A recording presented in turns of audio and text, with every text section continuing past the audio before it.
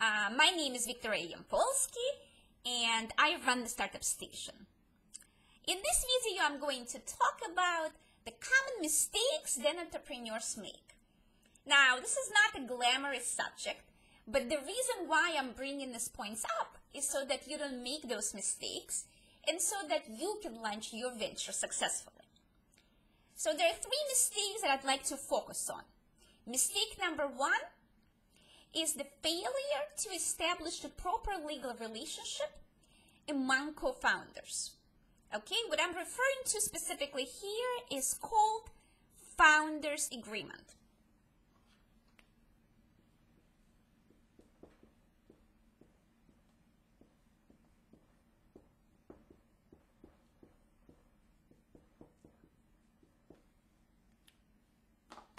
So, from the business perspective, this agreement outlines the responsibilities of each founder, how the performance of each founder is going to be evaluated, the equity that each founder will eventually get, and the vesting schedule. Okay, it is very important that the equity does not get vested immediately, because equity in this case is akin a salary. And just like you wouldn't get a salary immediately for the next 2 or 3 years, you shouldn't get equity in the company that you're founding unless you earn it, okay?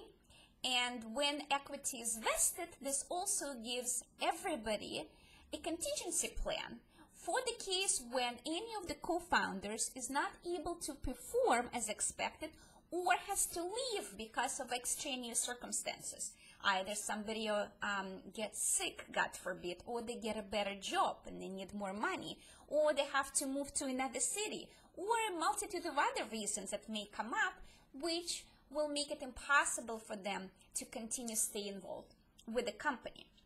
The founders agreement sets stage for any of those things happening to ensure that any of the co-founders can make an exit, which is fair, and everybody understands the payoff that will need to be made at this point. And also to ensure that if anybody is not performing, the company can replace this person without a huge cost and still continue moving forward. Okay, so the founders agreement is extremely important, and I highly recommend that you discuss it with your legal counsel. Number two, validating your idea.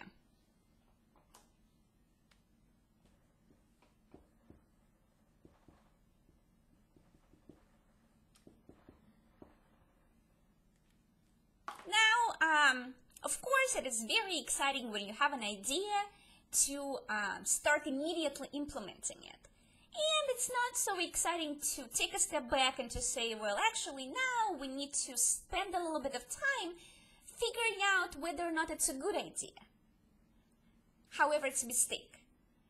Validating your idea is an incredibly useful exercise because A, it can help prove to you that your idea is good and refine it as necessary, and B, it can save you a lot of time and money if your idea is not good. Okay?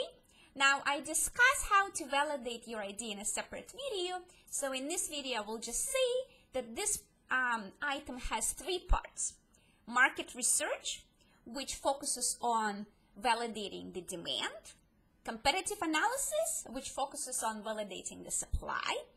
And customer discovery, which helps you validate that there is a product market fit for the gap that you've identified by doing market research as well as competitive analysis.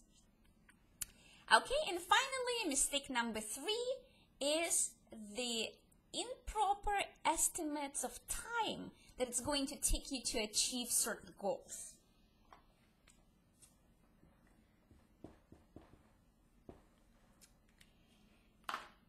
Now, people tend to be very optimistic and they sometimes want quick results. However, in entrepreneurship, patience and perseverance often identify those entrepreneurs who will succeed.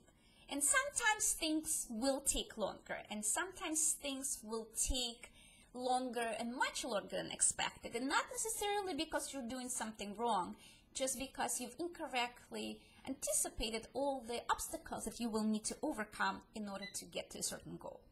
However, with these three things in mind, you're going to be much more prepared to launch your startup successfully. If you liked this video, please share it with your friends, comment below. And for more information, go to www.thestartupstation.com. Thank you for watching. Bye-bye.